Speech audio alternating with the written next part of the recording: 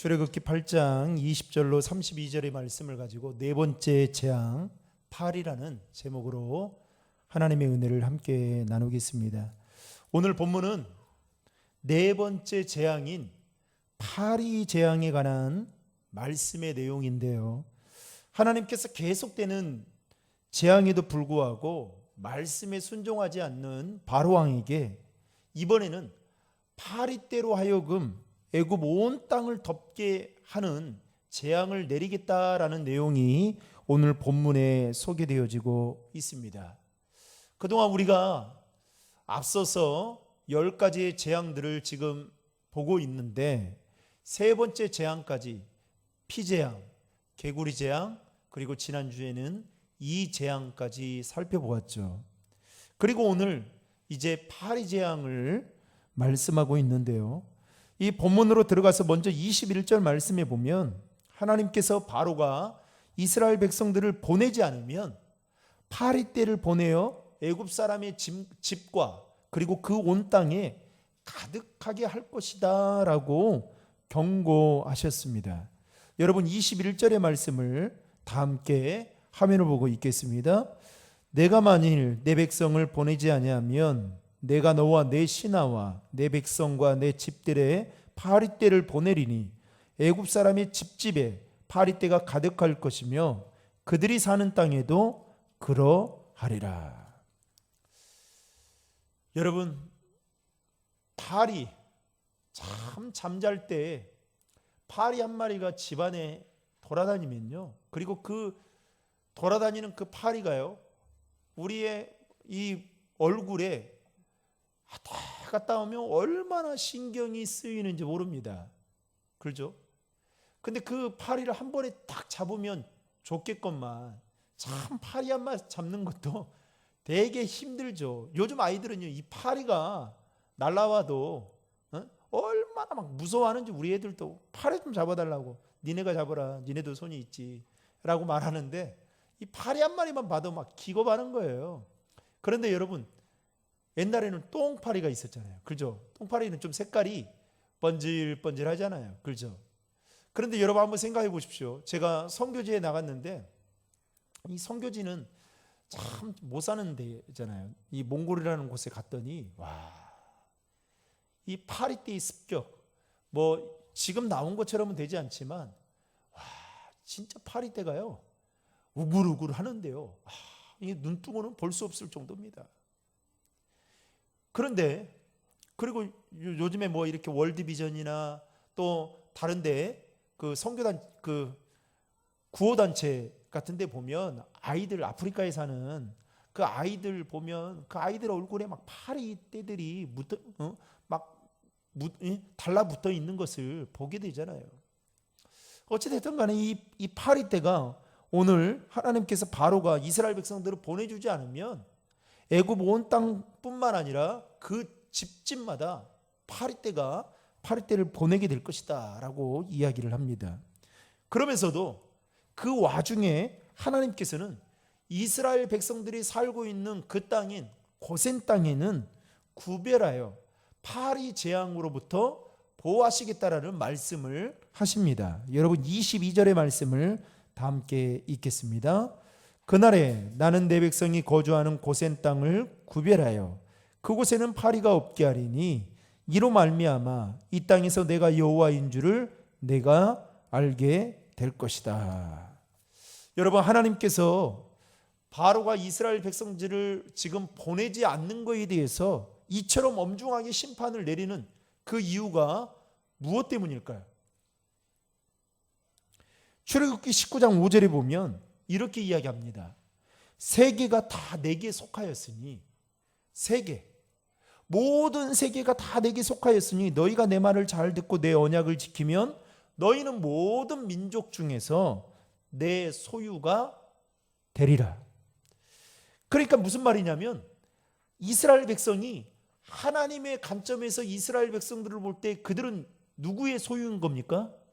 하나님의 소유다라는 것이죠. 그런데 바로는 그것을 거부하고 마치 지금 이스라엘 백성들이 애굽의 노예로 종살이의 삶을 살고 있으니까 그들은 내 소유이다라고 생각을 하고 하나님께 돌려보내지 않기 때문에 지금 하나님께서 지금 10가지의 재앙 중에 네 번째 재앙까지 지금 엄중하게 심판을 내리고 있는 것을 보게 됩니다. 여러분, 우리가 여기서 놓치지 않아야 될 한 가지 진리 하나가 있습니다. 그것은 뭐냐? 우리가 이 땅을 살아가면서 여러분, 내 것과 하나님의 것을 반드시 구별할 줄 아는 믿음으로 살아야 된다라는 것이죠. 여러분, 우리는 제가 아마 몇 번 말씀드렸던 것 같아요. 우리는 하나님 앞에서 청지기에 불과한 자들입니다. 여러분, 인정하십니까? 인정하세요? 나는 하나님의 부르심을 받은 청지기에 불과합니다. 그러나 하나님이 이 땅에 우리가 나그네 인생을 살지만, 청지기로서의 삶을 살지만 우리에게 수많은 것들을 맡겨주었죠. 그리고 그 맡겨주신 것에 대한 결산의 날이 반드시 오게 될 것입니다. 그러나 우리가 늘 명심해야 될 것은, 내가 청지기지만 마치 포도원 그 주인이 포도원을 만들고 나서 농부들에게 줬잖아요. 그리고 너희들이 그 대신 계약을 한다. 포도원에서 얻은 소출에 얼마는 나에게 줘야 된다 하고 포도원 주인은 타국으로 여행을 떠났습니다. 그리고 돌아왔죠. 그리고 결산을 하려고 종들을 보내니까 농부들이 어떻게 합니까? 막 때리는 거예요. 그리고 그것도 안 되니까 막 나중에는 사람을 죽이는 겁니다. 그래서 이거 포도원 주인이 그럼에도 불구하고 인내를 하는 거죠. 참고 참다가 에이 설마 내 아들까지 보내면 얘들이 그러겠어 라고 생각을 하고 아들을 보냈는데, 아들을 어떻게 합니까? 때려서 죽여가지고 포도원 밖으로 던져버리죠. 그 아들이 누굴까요? 예수 그리스도입니다. 영적으로 말합니다. 그러니까 우리는 이 땅에 나그네 인생을 살면서 청지기로서의 삶을 살지만, 우리가 많은 것을 현재 누리고 내가 소유하고 있다고 해서 어느 순간부터 착각을 하고 살아간다라는 것이죠. 마치 바로 왕이 지금 애굽의 왕이기 때문에 이스라엘 백성들 모두가 내 소유이다 라고 생각을 하고 그 소유권 분쟁에서 지금 철저하게 포기하지 않고 하나님과 힘 대 힘으로 겨루고 있는 것입니다. 사랑하는 성도 여러분, 저와 여러분들의 생명도, 저와 여러분들의 건강도, 저와 여러분들의 있는 가정이나 또 심지어는 가지고 있는 이 물질이나 우리가 가지고 있는 재능까지 여러분 모두 다 하나님의 소유임을 믿으시길 바랍니다. 이거 인정을 못하면 계속 하나님이, 좀 죄송하지만 건드셔요. 제가 제 주변에도요 이런 사람들 너무 많이 봤고, 신학교에도, 신학교 그 목회자들 사이에서도 저는 이런 것들을 정말 수도 없이 봤습니다. 그래서 여러분, 좀 부끄러운 이야기이긴 하지만 지금 한국교회가 이렇게 세상으로부터 지탄을 받고 이제는 영향력이 없는 교회로 전락하고 있는 게 아닌가라는 생각을 갖게 되는데, 그 배경에는 여러분 이 세습의 문제예요. 근데 그 세습의 문제가 어떻게 해서 그렇게 됐을까? 그 밑바닥부터 들어가 보면 결국은 이런 거죠. 내가 개척해서 내가 이만큼 일고 왔다. 한마디로 내 거다라는 거죠. 내 거니까 포기 못 하겠다라는 거예요.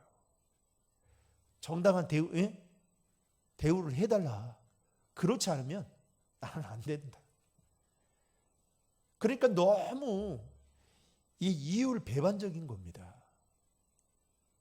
말씀은 그렇게 하면서 삶은 그렇게 살아가지 않는 겁니다. 그러니까 한국교회가 지금 이 어려운 상황 속에 놓여져 있는 것이죠.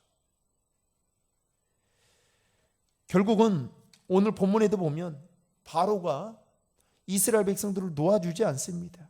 왜냐? 내 거라고 생각하기 때문이죠. 그러나 하나님은 그들을 보내서 빨리 제사를 드리게 하라라고 오늘 또 이제 본문을 통해서 말씀하고 있는데요. 어찌됐든 간에 당시 이스라엘 백성들이 살고 있던 고센 땅은요, 원래 나일강 그 하류에 삼각주에 위치하고 있었습니다. 그러다 보니까 그 삼각주에 위치한 그곳이 습지라는 그 특성 때문에 사실상 애굽의 어느 곳보다도 파리떼와 같은 그 벌레들이 더 많이 발생하는 곳이기도 했습니다. 그런데 오늘 애굽 온 땅에 파리떼가 들끓는데 이스라엘 백성들이 살고 있는 그 고센 땅에는 뭐가 없다라고요?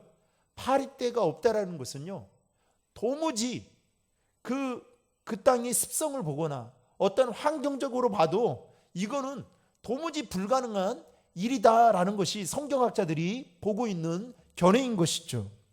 또한 고대 사회나 무술이 발달하지 않았던 과거에 가장 무서웠던 병은 뭐였냐면 질병이었습니다. 그 질병 중에서도 가장 공포의 대상이 돌림병이었습니다. 돌림병. 그러다 보니까 돌림병이 한번 이게 스쳐 지나가게 되면 한 마을을 쑥대밭으로 만드는 겁니다. 그러니까 사람들이 어떻게 해요? 이 돌림병 때문에 두려워하기 시작한 거죠. 그때 당시 애굽 사람들이 무슨 신을 섬기고 있었느냐? 이 질병은 곤충의 신, 다시 말하면 하트콕이라는 신을 섬기게 되었는데, 이 하트콕이라는 신을 노하게 되면 이 곤충의 신이 질병을 발하게 되어서 사람들이 죽게 된다라는 그런 생각을 하고 있었다고 합니다. 그렇기 때문에 곤충의 신인 하트콕에게 잘 보이고 그를 잘 섬기고 그에게 제사를 잘 드려야만 우리가 질병으로부터 자유함을 얻을 수 있다라는 생각을 그 당시에 애굽 백성들이 하고 있었다라는 것이죠. 그런데 오늘 본문에 보면 파리떼들이 애굽 온 땅을 덮었고 백성들을 괴롭게 했습니다. 여러분, 파리떼가 애굽 온 땅을 덮은 것은 애굽 사람들이 하트콕을, 곤충의 신이 하트콕을 잘 섬기지 못해서, 아니면 노를 발해서 그가 애굽 온 땅을 파리떼로 덮은 것이 아니라 이것은 전적으로 누가 행하셨냐? 하나님께서 하신 일이었다라는 것이죠. 그때 바로가 모세와 아론을 부릅니다. 그러면서 뭐라고 말하냐면, 너희는 가서 이 땅에서 너희 하나님께 제사를 드리라라고 말씀하죠. 여러분, 여기만 보면, 얼핏 보면 바로의 마음이 조금 이제 한 50도 정도 열린 것 같다라고 생각하지만 여러분, 그렇지 않습니다. 이 말은 곧 바로가 이스라엘 백성들을 놓지 않겠다라는 여전히 탐욕스러운 마음에서 지금 그렇게 말을 하고 있는 것입니다. 그래서 놓아주지 않았던 거죠. 이 땅에서 하라는 거예요. 제사를 드려도 이 땅에서 내 눈에 보여야 된다라는 거죠. 왜? 내 소유이기 때문에. 그러면서 바로가 그렇게 말하니까 모세가 어떻게 말을 하느냐? 애굽 사람들이 이 땅에서 제사를 드리는 것을 분명히 싫어할 겁니다. 싫어하게 되면 제사를 드리다가도 돌을 던져서 우리를 쳐 죽일 수도 있습니다. 그래서 이것은 그냥 바로 왕이 말하는 이 말은 가당치 않는 말입니다. 이거는 말도 안 되는 소리입니다 라고 하면서 그 바로 왕의 요구를 거절을 합니다. 그러면서 모세가 뭐라고 말을 하느냐? 사흘길쯤 광야로 들어가서 하나님께 희생 제사를 드릴 수 있도록 허락을 좀 해주십시오 라고 이 모세가 바로 왕에게 요구를 합니다. 여러분, 모세가 지금 광야로 사흘길이나 들어가서 하나님께 희생 제사로 드리라고 말하고 있는 것은 여기에 어떤 의미가 담겨져 있느냐? 지금 이스라엘 백성들이 애굽에 430년 동안의 종살이의 삶을 살고 있습니다. 여러분 한번 생각해 보십시오. 그 땅에 살면서 그 땅의 문화와 그들이 섬기고 있는 수많은 신들을 아마 눈으로 보았을 것입니다. 그러면서 어떻게 해요? 가랑비에 옷이 젖듯이 이스라엘 백성들 안에 이 애굽에 대한 철저한 사고방식, 그리고 그들이 가지고 있는 가치관, 그리고 그들이 생각하는 어떠한 문화, 어떠한 이런 것들이 자연스럽게 이스라엘 백성들 안에 어떻게 해요? 녹아져 내렸겠죠. 그러니까 이 땅에서 만약에 하나님 앞에 바로의 말대로라면 이 땅에서 예배를 드린다고 한다면 아마도 이들이 하나님께 예배를 드리려는 온전한 마음을 쏟기보다는 애굽의 신들을 더 의지할 수도 있겠다라는 그 생각 때문에 어떻게 하느냐? 우상 숭배와 제약으로 가득 찬 그 애굽 땅에서 모세는 머물러서는 안 되겠다라는 생각을 하고 지금 바로 왕에게 사흘 길 좀 가서 광야로 가서 우리에게 희생 제사를 드릴 수 있도록 허락을 해 주십시오라고 말을 하고 있는 것입니다. 그러니까 모세에게는 어떤 마음이 있었냐면 이스라엘 백성들이 하나님의 백성으로서의 제약의 땅에서 이제는 벗어나서 애굽을 떠나겠다라는 엄청난 단호한 의지가 모세 안에는 담겨져 있었던 겁니다. 그러니까 이스라엘 백성들에게 너희들도 이번 기회에 마음을 좀 죄송합니다. 단디하라 알죠? 강하게 먹고 이번 기회에 너희들 안에 그 가랑비에 옷이 젖듯이 녹아져 내렸던 애굽의 문화와 그 모든 풍습들을 다 벗어버릴 준비를 하라 라는 그 의미가 이 안에 담겨져 있었던 겁니다. 그래서 여러분 우리가 과거에 그랬잖아요. 예수를 믿어도 처음 우리가 예수를 믿을 때 옛날에 그 예수 믿기 전에 그 습성들이 우리 안에 남아 있잖아요. 그러잖아요. 요즘 뭐 연예인들 보면 예수 믿는다고 하는데 대다수의 사람들이 뭘 합니까? 나는 그 예수 안 믿는다고 했으면 좋겠어요. 다 술 먹잖아요. 진짜 깜짝 놀랄 일입니다. 그리고 요즘에는 뭐 목사님, 뭐 우리나라 문화가 이제는 애국 문화처럼 술 문화가 됐는데 목사님 뭘 그래요? 여러분 한 잔이 두 잔이 되고요. 두 잔이 10잔이 되고요. 나중에 술이 우리 인생을 다 삼켜버립니다. 우리가 옛날에 예수 믿기 전에 그랬단 말이죠. 그러니까 이 모세가 도저히 여기에서는 여러분 하나님은 시공간을 초월하신 분 아니겠습니까? 어디서 애굽 땅에서 예배를 드리든 고센 땅에서 예배를 드리든 아니면 광야에서 예배를 드리든 여러분 예배에 무슨 상관이 있겠습니까? 하나님이 예배하는 자를 찾는다는데. 그러니까 모세가 이렇게 말한 이 말에는 모세의 단호한 의지가 이 안에 담겨져 있었던 겁니다. 그때 바로 왕이 모세의 말을 듣고 28절에 이렇게 말합니다. 같이 읽겠습니다. 바로가 이르되 내가 너희를 보내리니 너희가 너희 하나님 여호와께 광야에서 제사를 드릴 것이나 너무 멀리는 가지 말라. 그런즉 너희는 나를 위하여 간구하라. 지금 두 가지를 이야기하네요. 내가 보내주겠다. 그러나 너무 멀리 가지 마라. 내 눈에 보여야 된다라는 거고, 또 하나는 너희는 나를 위해 뭐 해달라고요? 기도하라. 여러분 문자적으로만 딱 보면요, 이 문맥만 딱 끊어서 문장만 딱 보면 와, 이제 바로가 이제 두 손 두 발 다 들어가지고 예수를 믿으려고 하는갑다라고 생각을 하는데 여러분 큰 오산입니다. 지금 바로가 모세와 아론에게 기도를 부탁하는 것은 그동안의 연속된 재앙으로 인한 극심한 고통에서 벗어나기 위해서 일시적이고 임시적인 방편으로 지금 이렇게 말을 하고 있는 것이지, 진짜 마음속으로 깊이 잘못을 알아서 뉘우쳐서 회개하는 마음으로 나를 위해 기도해 달라고 부탁하는 것이 아니다라는 것이죠. 우리는 이미 출애굽기 말씀을 통해서 10가지의 재앙이 내려진다는 사실을 다 알고 있지만 이제 여러분 네 번째 재앙이니까 이제 시작 아니겠습니까?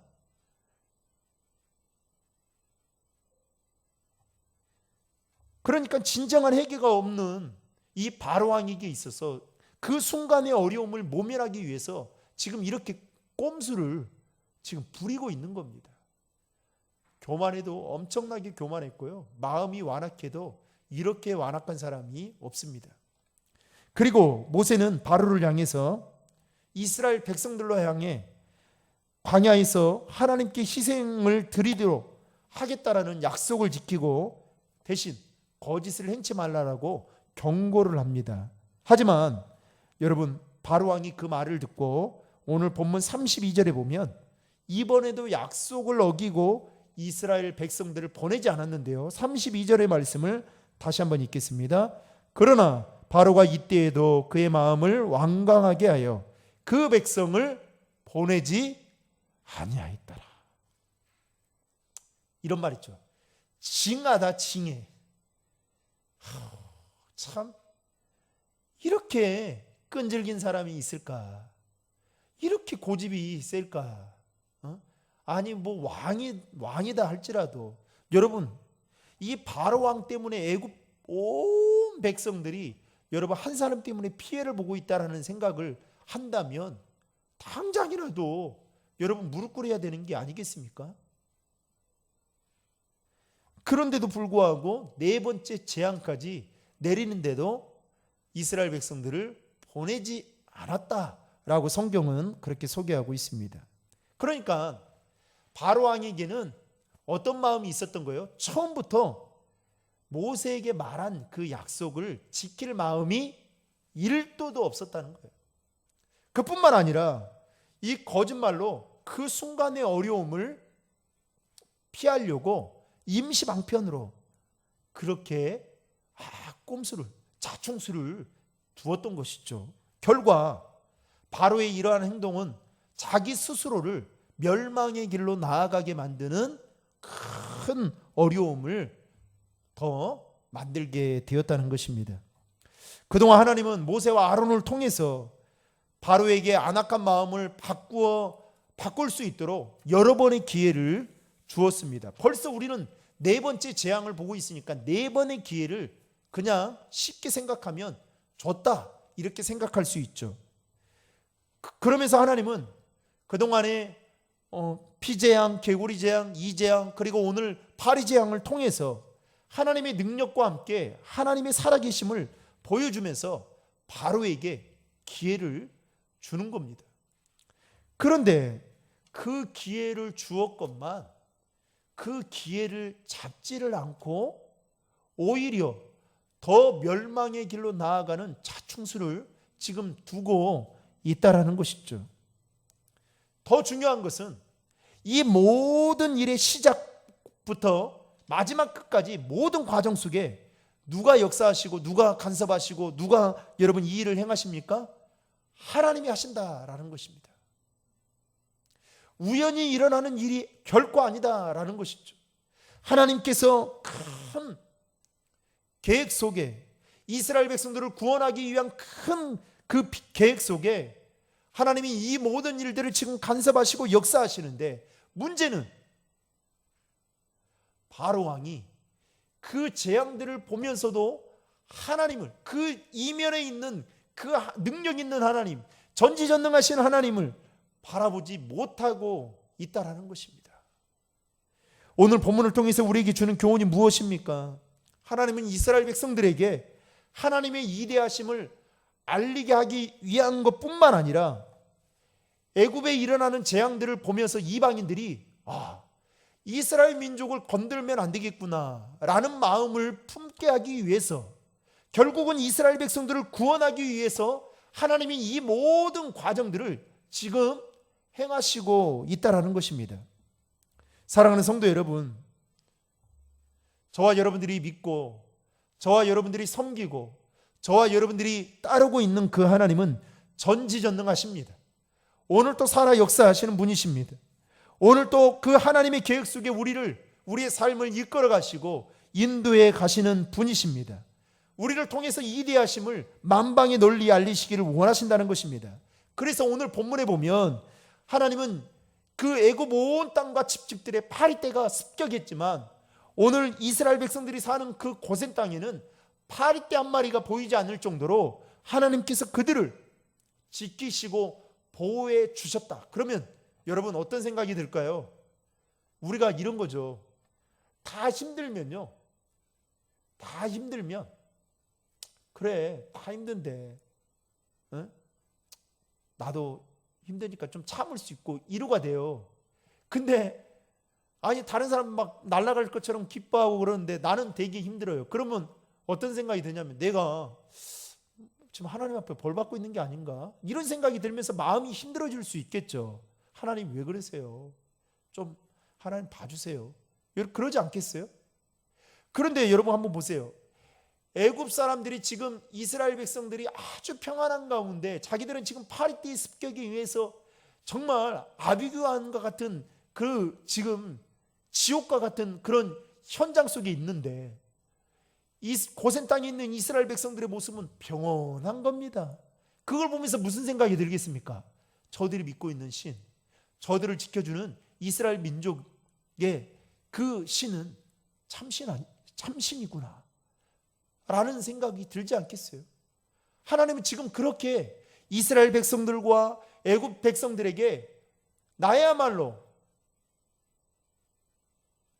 위대한 신이다 라는 것을 계속해서 보여주고 있는 것입니다. 그러면서 애굽 백성들에게는 너희들이 섬기고 있는 그 신들은 나에 비하면 다 하찮은 것들이다 라는 것을, 그야말로 능력이 없는 것들이다 라는 것을 말하고 있는 것이죠.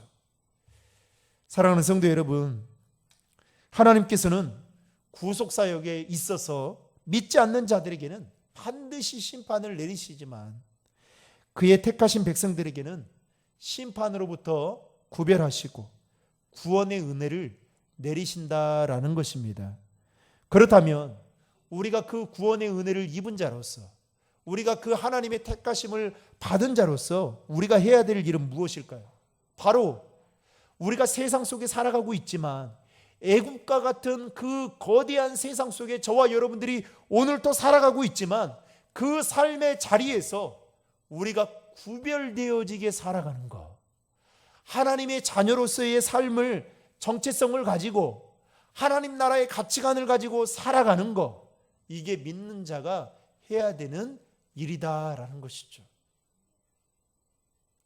술에 물 탄 듯 물에 슬 탄 듯 이 사람이 도대체 말하는 것이나 행동하는 것이 예수를 믿는 사람인지 아닌지 모를 정도의 그런 삶이 아니라, 우리가 애굽이라는 세상 속에 살고는 있지만 철저하게 죄로부터 나를 지키고 더 나아가서 하나님 앞에서 부끄럽지 않는 삶을 살기 위해서 무엇이 정결한 것인지, 무엇이 거룩한 것인지, 무엇이 하나님이 기뻐하시는 일인지를 구별할 줄 알고 살아가는 것, 그게 바로 하나님이 우리에게 원하시는 일이다라는 것입니다.